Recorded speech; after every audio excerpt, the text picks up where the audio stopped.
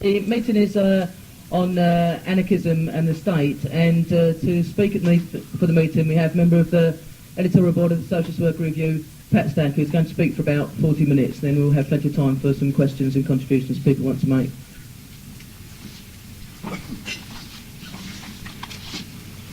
Yes, comrades. I think where I want to start is really with the fact that Rosa Luxemburg, in writing on Reform or Revolution, made a very important point, that the difference between reformists and revolutionaries wasn't simply that they had different roads to the same goal, but that indeed the goal they were seeking to achieve was in and of itself different.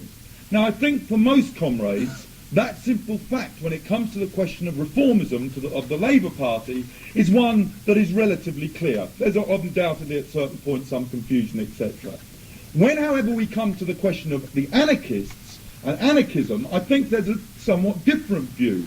It's a sort of, well, we and the anarchists all really want the same thing, except they're a bit impatient when it comes to the bit about withering away the state. They want to wither it straight away, and we're, for some reason, more lackadaisical on the question and want the state to wither more gradually. Or that they're very well intentioned, they have all our politics, but they don't see the need for organisation. Now, what I want to try and do is actually to argue that the gulf between the revolutionary socialist and the anarchist is every bit as wide, if not on occasions wider, every bit as wide as the gulf between the revolutionary socialist and the reformist. And that it isn't simply a question of different roads to the same goal, but a completely different series of starting points and understandings of where we are, how we got to where we are, how we can get to where we want to be, and indeed what it is we're aiming for. That for revolutionary socialism is the emancipation, the self-emancipation of the working class. For the anarchists, it's some sort of petty bourgeois dream of tomorrow, which may or may not see the working class as playing an important point, depending on the starting point of the various anarchists. What I want to try and do is start simply by briefly going through things which I'm sure you will be familiar with, but nevertheless, in a meeting on anarchism and the state, they're important. What is the kernel of Marx's theory and understanding of the world? His starting point, the starting point of the Communist Manifesto, is that all history is the history of class struggle, with, for any of those who were at Duncan's meeting this morning, a big proviso, of course, and all sorts of exceptions in terms of further back, but all in terms of modern history, what Marx says essentially being true. That capitalism in itself was a progressive development when viewed to societies that had gone before. That capitalism itself created huge potential to fulfill the needs and aspirations of workers that no other society before it could possibly do. That, however, that system itself, based as it was on exploitation, on the accumulation of capital, on competition and private property, etc., could never fulfill those desires, would never fulfill those desires, would constantly be at loggerheads with a vast bulk of the force within society which created that wealth. And that as a product of the system itself, there would continually be series of crises, of booms and slumps, which sooner or later the capitalists would demand that the workers pay for. He said something else that was absolutely crucial to an understanding of capitalism and how capitalism could be changed. He argued that capitalism, in creating a mass, collectivised working class, had actually created its own gravedigger, had created a force with the potential to overthrow it, and the potential to solve its problems in only one way, that of the collective nature of the achievement of socialism. That unlike all other classes, the working class's interest could only lie in its collective organisation, its collective defence, and ultimately its ability to overthrow the present system in a way in which the peasantry, other sections of oppressed within society could not possibly do for whole numbers of reasons. He further went on to argue that the working class would achieve that not through a parliamentary process, not through good-spirited individuals or sets of individuals taking power from above, but through the emancipation of the working class being the act of the working class itself. Workers taking power, workers changing the world, and in the process of changing the world, changing themselves, changing their ideas, etc. That those two struggles were completely interrelated. That such a struggle would have to be a revolutionary struggle. That the capitalist class would not, could not possibly give up its power, would resist, but with the use of the state, etc. Would resist with the use of armed force, just as it resists in another sense with fraud, with all the ideas which control and dominate the society.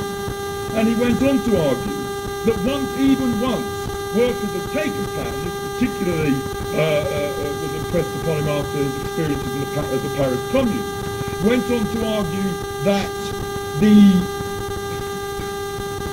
necessity for workers to then guard, to defend what they have won, to create their own state, a state in the interest of the vast majority acting against the minority, would be absolutely essential. That there could be no question that once workers had achieved power, the capitalists would do anything and everything they could to regain that power from the working class. That the workers must defend their interests. That this process, if you like, the dictatorship of the proletariat, would, on the one hand, be a coercive process against that minority, trying to reinstitute private property, reinstitute exploitation, etc., but at the same time would be a freer, more open society than anything we had lived to see. The abolition of the standing army, the abolition of standing police force, the election of judges, all officials pay the average wage of a worker, etc. All those things being elements of the workers' state, the workers' state itself being a new and higher form of democracy than anything that has been seen before. Now, those are the central tenets of Marxism, and each and every major anarchist theory breaks on most, or at least on some of those points, or combinations of those points. And there's a problem when you look, or try to look, at the theory of anarchism. I was talking to somebody about this earlier and saying, there is a problem with analysing anarchist theory, and they said to me, yes, it's a bit like wrestling with a bar of soap, isn't it? And in a sense, that is what the thing is like. If you argue with any anarchist, I know I've done it, you say, well, Proudhon did so-and-so, don't believe in Proudhon. Bakunin did such, don't believe, well, he had some good points, but don't believe. Kropotkin did such, well, no, I don't believe. Well, who do you accept? Well, I've got my anarchism, and at the end of the day, however, that won't do, because we have to look at the serious theories that actually provide the basis for, if you like, the airy-fairy individual anarchist who tries to disassociate themselves from everything that's gone before. Of course, there are roots to the ideas that they hold today, and those roots come mainly from two or three key figures within the anarchist movement, and I want to look at those figures. The first one I think I want to look at is Proudhon, who was a French anarchist, born in 1809, died in 1865. He was, like most other anarchist theoreticians, very, very hard to analyse the theory. It was notoriously inconsistent. It was notoriously contradictory.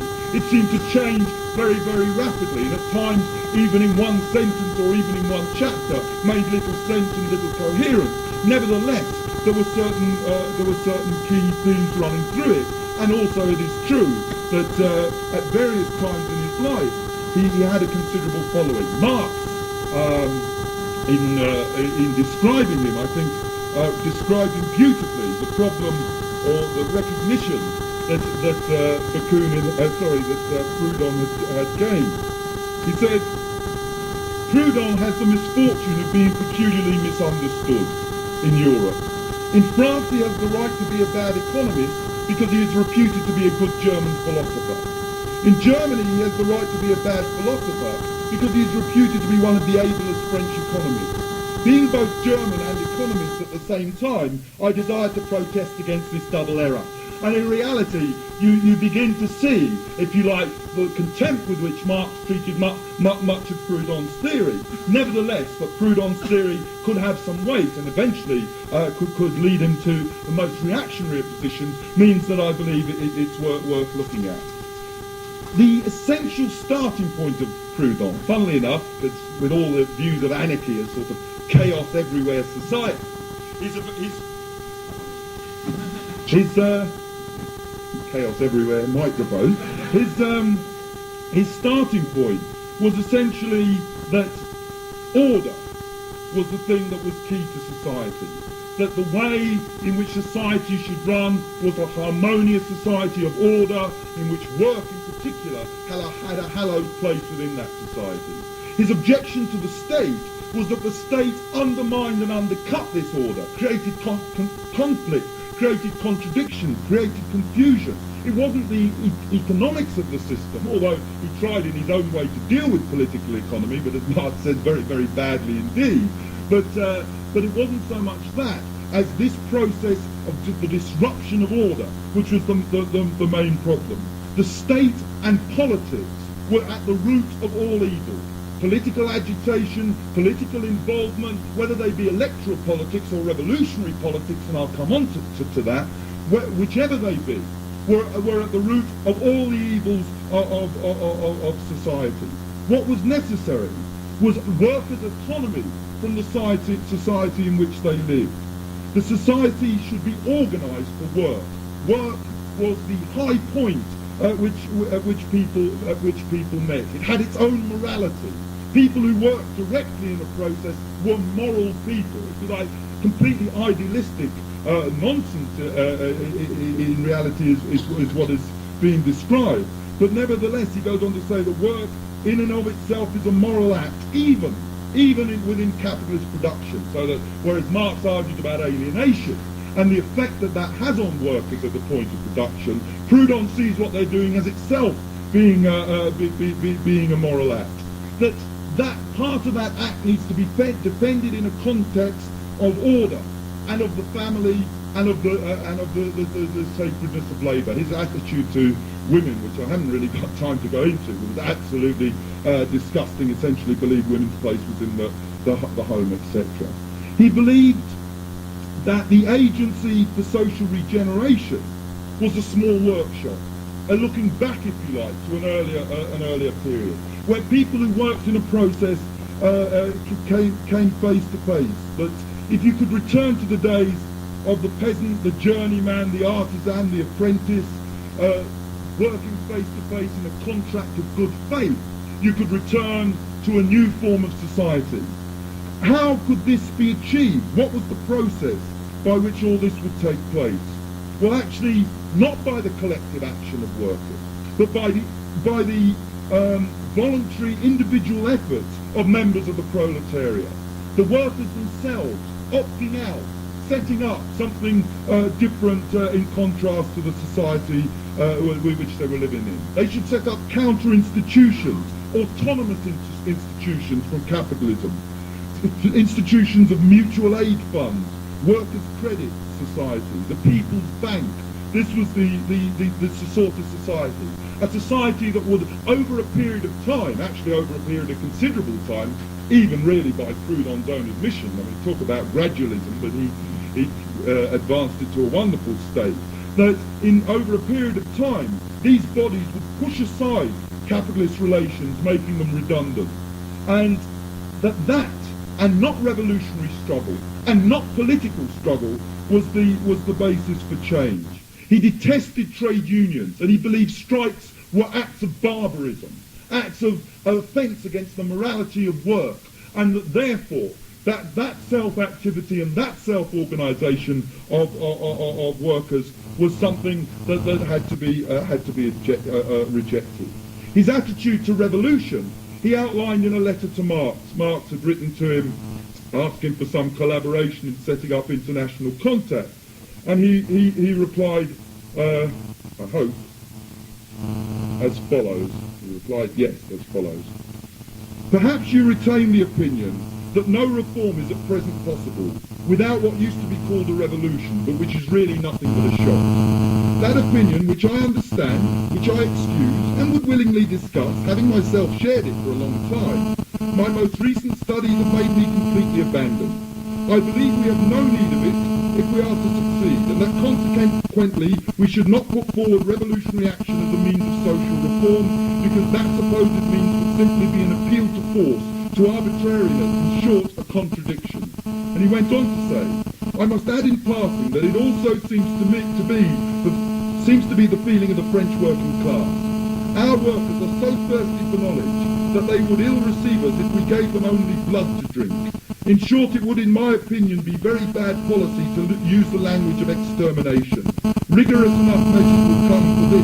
The people need no exhortation. In other words, here you find the complete abandonment of whether he claims there that he did at one point believe in revolutionary politics, but there he is stating quite clearly that the self-activity of workers, that the revolutionary process is one that he believes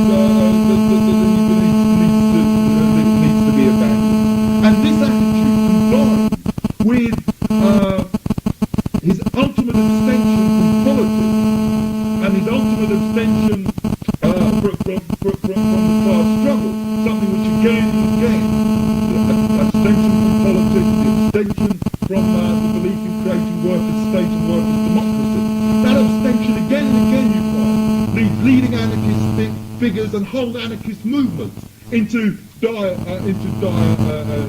positions. And you find it certainly with Proudhon. For instance, from this abstraction, where you don't start from the interests of the working class or the oppressed, but you start from an abstract set of principles, he was able to reach the following conclusions. That in the American Civil War, you should support the South. Why? Because you're against centralization. Doesn't matter about the slaves, doesn't matter about anything else. You're against centralization. The United States wants to make a United States. We are against that. We are for a confederacy, etc. In 1848, taking part in the National Assembly, elected as a left-winger, he shocked all his supporters by voting with the right against the left's constitution of the Second Republic. On what grounds? On the grounds that he did not believe in constitutions, and from this abstraction could find himself aligning himself completely with the right. Ultimately, in 1851, faced with the ultimate dilemma that his own politics were leading nowhere, that in 1848, and I'll come back to it, you have a sharp choice as you begin to see the struggles of workers from below. And in 1851, you then had the coup by Louis Napoleon. What does Proudhon do in that situation? Actually, he writes books essentially apologising for Louis Napoleon and supporting Louis Napoleon. He writes letters to Louis Napoleon saying, "Dear Lou, would you by any chance institute a workers' bank, a workers' credit system, etc."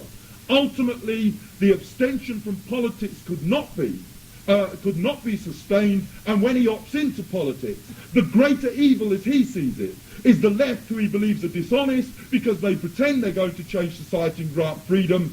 Therefore, better the devil you know, so you stick to the right wing. The abstraction, completely away from a starting point of the interests of the working class, leads Proudhon, for all his fine ideals in the first place, into the most reactionary positions. And there's little doubt about it at all that 1848, the sight of the mob, if you like, was the thing that more sharply than anything crystallised him and turned him against the revolutionary movement and turned him towards the interests of the right. That then was the history essentially of Proudhon, one of the leading figures. The second leading figure I want to look at is the figure of Bakunin, the leading Russian anarchist. Again, someone to be very prominently quoted, etc. Bakunin was born in 1814 into the landed gentry. He left Russia at 26. He was involved in the 1848 uprisings in Paris and in Germany. He spent 8 years in a Russian prison. His starting point was to say that his politics were quite sharply different in many ways to Proudhon. He did believe in revolutionary action. He believed that violence itself was a very good cleansing experience. You know, you go around killing people, you actually improve yourself as a result of the process of having done so, if you like, the complete opposite of Proudhon in that sense. He believed very much in propaganda of the deed, violent acts, etc. In In Bakunin, therefore, there are differences, yet in some ways the problems become even greater. Because when you put the anarchist who professes to believe in revolutionary action to the test, you have to ask a key series of questions. Number one, what is the society we're fighting? Number two, which forces within that society will fight it? Number three, how do those forces maintain, hold, and defeat the bourgeoisie, not just temporarily, but permanently? And here again, you find that Bakunin is actually proud of the fact that he's no theoretician. He boasts, no, I'm no scientific socialist, but he talks about scientific mumbo-jumbo at one point, is how he describes some of Marx's writing. I'm an instinctive socialist. Socialism just comes to me at the feel, and that's all that is really necessary. Therefore, no real understanding of the processes of capitalist society, no understanding of the starting points of capitalist society, the contradictions within capitalist society, and therefore comes the question, which forces is it within capitalist society? Do the workers get in there? Well, yes they do. But they come on this list in exactly this order. The forces to win the revolution and to defeat the old order are the lumpens, the peasants, the outlaws, the workers, they've made it, students, and, somewhat reluctantly, intellectuals. And that becomes a theory that all the oppressed, all the exploited, regardless of their position of power within society, regardless of whether they hold economic power, regardless of whether they work as a collective, regardless of whether they're organised into unions, regardless of whether they can be organised into workers' councils, etc., each and every section, from the worker on the shop floor to the bank robber, is of equal importance in the process of achieving revolution. The second question then comes to the fore. If that's the case, let's just supposing for one moment that these forces could create revolution, let's just supposing for one moment that they could, how then do you resolve the question of the capitalist attempt at counter-revolution to smash the workers' state, or the lumpens, bourgeois, outlaws, and whatever it is, state that has been that has been created? Now, here it's very interesting. Bakunin attacks the notion of dictatorship of the proletariat and worker state as dictatorial. But he does have his own prescription, which I think is worth looking at. There are two organisations which should be run: the Open Alliance for Social Democracy and its secret organisation. The secret organisation was even more tightly centralised than the public organisation, with first a central committee, then a central Geneva section, acting as the permanent delegation of the permanent Central Committee, and finally, within the Central Geneva section, a Central Bureau, which was to be both the executive power, composed of 3 or 5 or even 7 members, of the secret organisation and executive directory, or the public organisation. Now, in other words, at the end of all the anarchist talk, you find a highly structuralised, dictatorial, in the sense of a small minority dictating what this new society will look like. And the way Bakunin judges it is, in the open it will appear that workers are running society and there's no structures, but in reality there will be real forces hidden within that society who will be representing the interests of workers and who will see that the counter-revolution cannot be carried out. I mean, apart from all the abuses that such a movement, such a force could carry out, one has to really ask the question as to how workers would know to respond to secret people who suddenly appear in the streets fighting with other people. I mean, how do you begin to choose in those circumstances? In reality, in his efforts to reject the theory of dictatorship of the proletariat, which of course he has to because he rejects really the centrality of the working class, and because it's tied to the libertarianism, the non-anarchism of his politics, Bakunin is eventually forced to is forced into these ludicrous extremes, and we come back to the question. You see, when arguing with Marx, Marx makes it quite clear what the role of the worker state should be as compared to what it is that Bakunin set up. As long as other classes, especially the capitalist class, still exist, the proletariat must employ forcible means, but the proletariat, instead of struggling as individuals against the economically privileged classes, has gained enough strength and organisation to employ general means of coercion in the struggle against them. Bakunin attacked this notion, and he put the question to Marx. He said, are you saying that 40 million German workers will be members of the government? And Marx answers the question in one word. He says, certainly.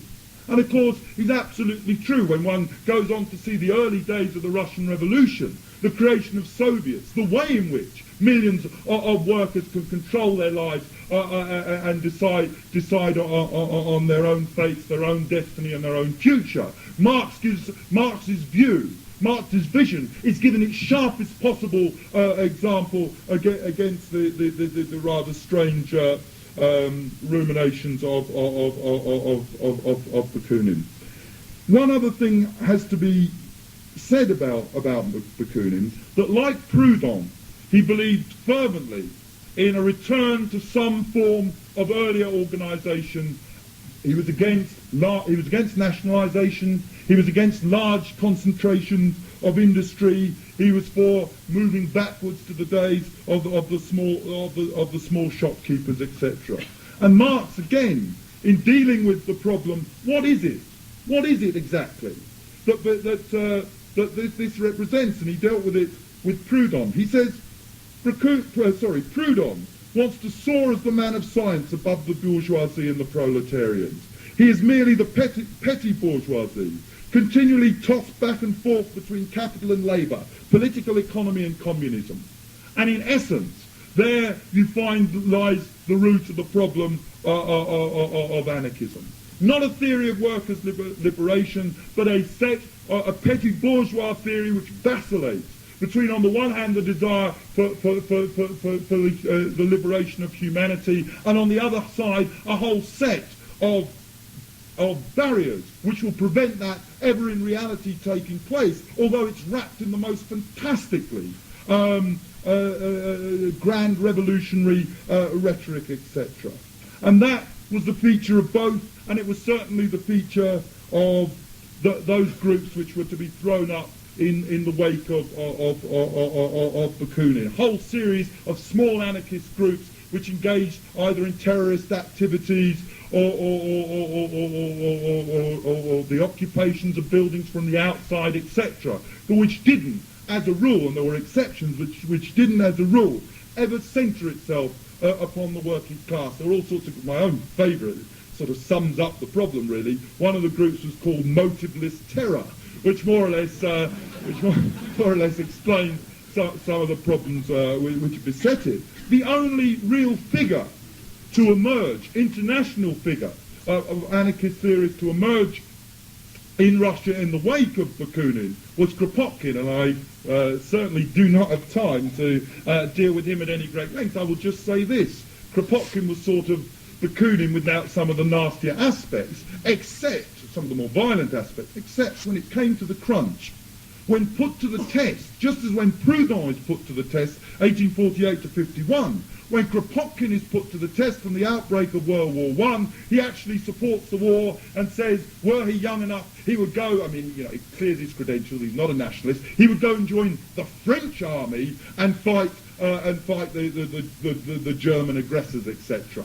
In reality, he capitulates to nationalism, capitulates to the whole war effort.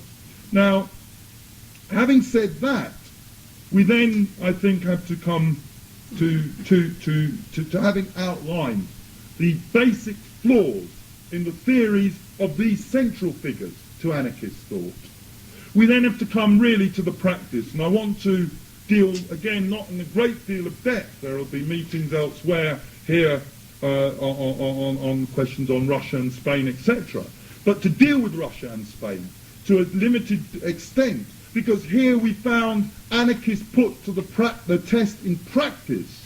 Here we found all that theory, all that abstention from politics, all that turn your back on the idea of a worker state, all that dismissed theories which explain the way in which capitalism works, dismiss materialism, a materialist view of the world purely for one where the will is all important. All those views and ideas put to the test, on the one hand, in the victorious revolutionary struggle of Russia, and on the other hand, in the tragedy of what was to take place in the Spanish Civil War. And it must be said that those that clung most consistently to the banner of anarchism, those that refused to budge an inch to the left, ultimately, again and again and again, ended up playing into the hands of the right, or organising alongside the right. In the Russian Civil War, for instance, there were three major positions, which emerged from the anarchist movement. There were the anarcho-syndicalists, who were by far the most serious and the best of the anarchists, it must be said, and argued largely because actually they did root themselves in the working class. Many of whom were actively supported, were eager collaborators with the Bolsheviks against the right wing, against the Mensheviks, against Kornilov, etc. Many of them actually abandoned anarcho-syndicalism and joined the Bolshevik movement. Others served, took leading posts in the Red Army, joined the government, etc. Took leading roles in the Soviets. They were workers won away, by and large, from the ideas of anarchism and won to the ideas of revolutionary socialism. There were those who really stood in the Kropotkin tradition of passive neutrality when it came to the two sides. This isn't our argument. It doesn't matter that it's the working class fighting for its life. This isn't our argument. It's a political argument. We're not about politics. It's about one form of state or the other form of state. We're not about states. And therefore we will abstain. And then, most disgracefully of all, there were those that actively resisted the Bolsheviks. They didn't fight alongside the right so much as fought independently against the Bolsheviks at the same time as that whole process was taking place. They never at any point, that latter group, and also in reality the abstentionists, could differentiate between the workers' state and the capitalist and the capitalist state. They eventually, one of them was to attempt to assassinate Lenin on the basis, better bury Lenin before Lenin buries the revolution. The only point where post-revolution, those that remain true to the anarchist camp appear back on the stage of history are on the two most well-known occasions, the Makhno revolts in the Ukraine and the Kronstadt uprising. Now, there's always an argument about the Kronstadt uprising. It's not my intention to deal with it here. Maybe if people want to talk about it in the questions. Suffice to say, I will stick to the view that ultimately, whatever faults there were with the course in which the revolution was taking, whatever difficulties it was in, the Kronstadt rebellion could only have resulted ultimately in victory for the White Russians and reaction, and that the anarchists once again, from that completely neutral starting point where workers' state and capitalist state makes no difference, sided with and attempted to lead the Kronstadt rebellion. The same, I believe, was true of the Makhno rebellion. Ultimately, the history of the Russian Revolution was one where either anarchism was broken from, and those that had seen themselves as revolutionaries became true revolutionaries in the Bolshevik tradition, or they ended up on the side, albeit, however, unwittingly or whatever, on the side of reaction. When we come to the question of Spain, here again we see a failure to differentiate between the workers' state and the capitalist state.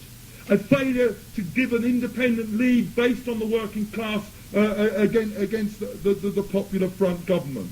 A willingness by the leadership of the CNT and the leadership of the anarchists to again and again and again accept the view accept the caution of the Popular Front government, the notion that you had to fight Franco today before you could fight for workers' revolution tomorrow. They accepted sections of the leadership accepted the suppression of their press with hardly a murmur, accepted the suppression of the plume with hardly a murder, accepted again and again, made fantastic mistakes in the May days when the workers were actually fighting to defend the telephone exchanges. It was the CNT, the anarchist-dominated union, which put out the call to dismantle the barricades and surrender to the Stalinists. If anybody thinks this is merely a view of some sort of Bolshevik distortion of history, let me just say what one of the better anarchist papers was to write about the anarchist leadership's behaviour in the process. To read a great part of the CNT and anarchist press of Spain makes one indignant or give vent to tears of rage. Hundreds of our comrades were massacred in the streets of Barcelona during the May fighting, through the treason of our allies in the anti-fascist struggle. In Castile alone, almost 100 comrades have been cowardly assassinated by the communists.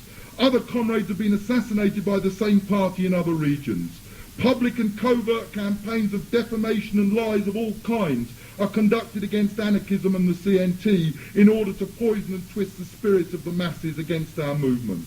And in the face of these crimes, our press continues speaking of unity, of political decency, asking loyalty among all, calm serenity, sincerity, spirit of sacrifice, and all of those sentiments we are the only ones to believe and feel, and which only serve the other political sectors to cover their ambitions and treason.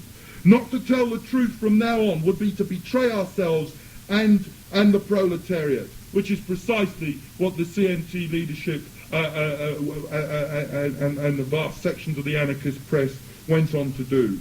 Of course, again, there were exceptions. The most militant band of anarchists, the Friends of Durruti, were certainly very hostile to what had happened and what was happening in the leadership of their movement. But in the process of their sharp shift against what was taking place, much of the anarchist baggage had to be thrown overboard. Opposition to workers organising into councils had to be thrown overboard. Opposition to the setting up of a state to defend the revolution had to be thrown overboard. Opposition to each and every one of those forms of organisation having to be thrown out as the Friends of Durruti, in their sincerity for revolution, are driven away from all the libertarian politics which had dominated their thoughts and their ideas. The belief that capitalism had to be overthrown and the like. That then, and I haven't got much time, so I'll try and draw it to a close here. That then, I believe, is the history of the theory and practice of anarchism. The theory, as I said at the moment, albeit like a bar of soap, which nevertheless has consistent flaws which run through it, which lead to the consistent practical flaws when it comes to being put to the test at the point of class struggle. However, I would say one other thing, coming to the present day.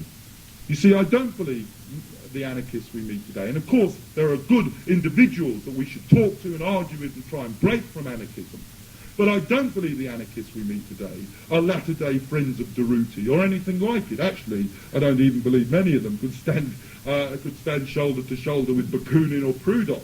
The truth of the matter is that what you have by and large is a petty bourgeois, almost lumpen mentality anarchism, an anarchism that almost all it seems to be able to do is shout, what about Kronstadt? An anarchism which in its press, you read these various class war and other things, and you get the impression that what they believe is the paper that can put the word fuck in most frequently into its sentences is the paper that is the most revolutionary, and that all the rhetoric, etc., is actually hides the fact that in reality, despite the title of class war is the one thing that they don't believe in. Because I think we have to go back to where we began, and to say that without an understanding of capitalism, without an understanding of the centrality of the working class and the self-activity of the working class, without recognising the difference between the capitalist state and the worker state, the need to smash the capitalist state but the need for the worker state to defend itself, they will remain not our close allies, but in reality something very, very different. as somebody once put it beautifully, or somebody once put it simply, liberals with bombs in their hands. Trotsky put it rather more beautifully than that, and I just want to finish with this. Trotsky's description of anarchists in Russia at the point where they're faced with making the choice. The principles of liberalism can have a real existence only in conjunction with a police system. Anarchism is an attempt to cleanse liberalism of the police. But just as pure oxygen is impossible to breathe, so liberalism without the police principle means the death of society. Being a shadow caricature of liberalism, anarchism as a whole has shared its fate. Having killed liberalism, the development of class contradictions has also killed anarchism.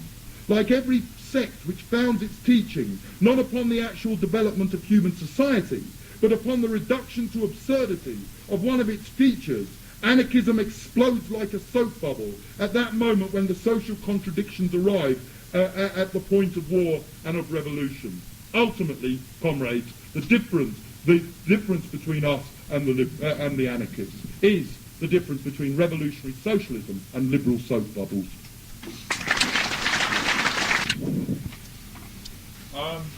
Right.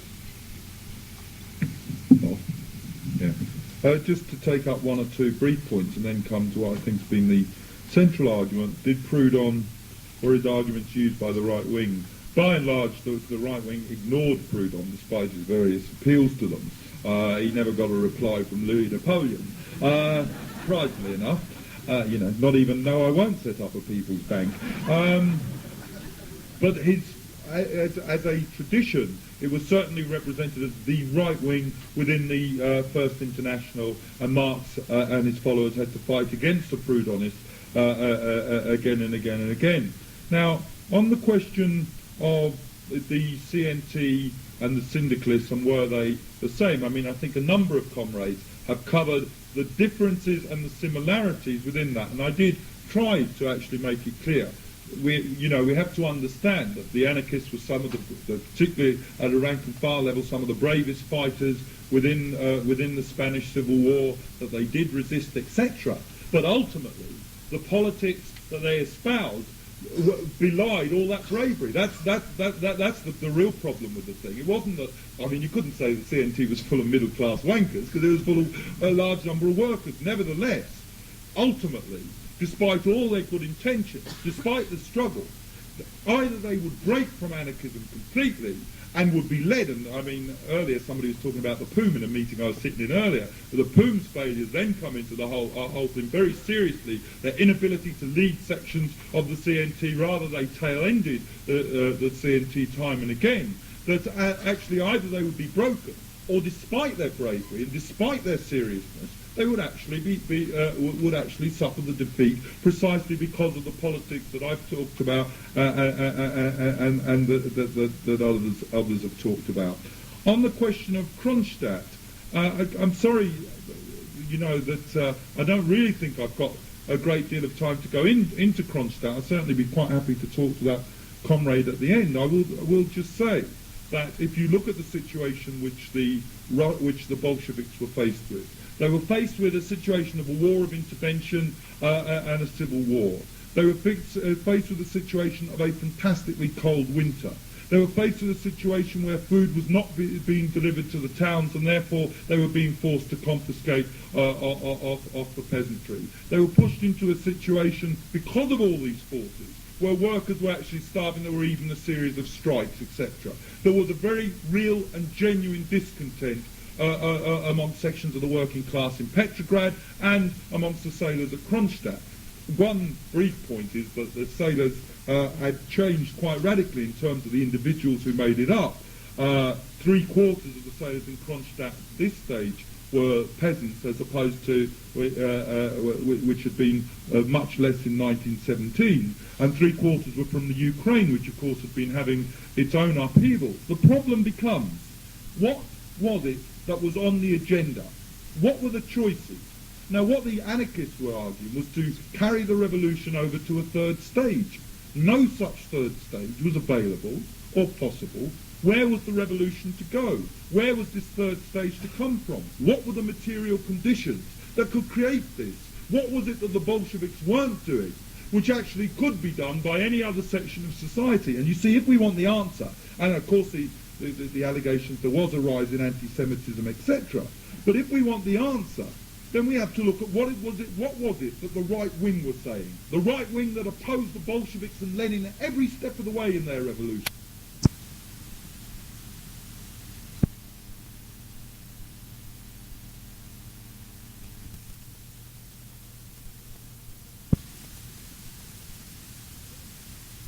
Today, I believe, do take on board, whether they know it or like it or not, whole sections of ideas from Bakunin, from Kropotkin, from Proudhon.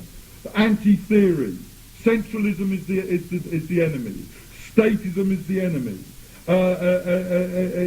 etc. And you see, I think there's a great deal of difference between an SWP teacher ruminating on the contradictions that he or she's involved in, and saying that teachers are part of the enemy, social workers are part of the enemy. You see, I don't believe that most of the people, most of the anarchists who say it, are the products of broken homes and have spent all their lives in nurseries and now they're getting their revenge. On the contrary, most anarchists I come across are at universities and are at polytechnics. And to be honest, it's a reactionary position which does stem from the starting point, and I will repeat it, and I will say as an aside, of course there can be individuals that we should argue with. Of course we can locate those individuals, and of course if we can break them from their ideas, we should break them from their ideas and try to recruit them. But as a body of opinion, you see, I think the reason we're being so hard on this is to come back to what I was saying at the beginning, that we all understand or think we understand that we have to be hard on the reformists and the Labour Party, but really there's this sort of grudging respect for anarchism. There's this sort of feeling that really they're part of us, if only they could see the one true light. In reality, there is a huge gulf between us. I mean, it goes rather further than Colin Phillips's dogs on the demonstrations. The reality of the matter is that our starting point always is the interest of the working class, the emancipation of the working class and working class revolution.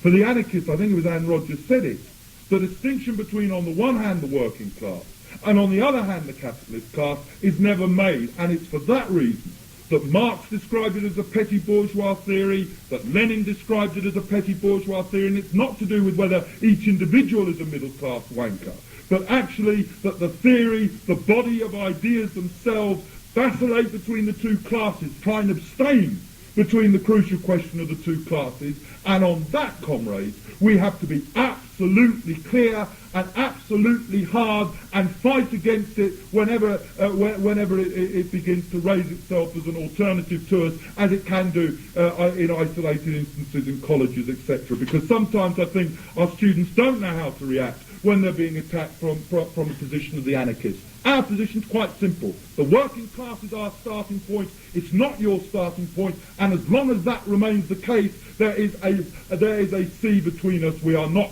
close allies in the struggle.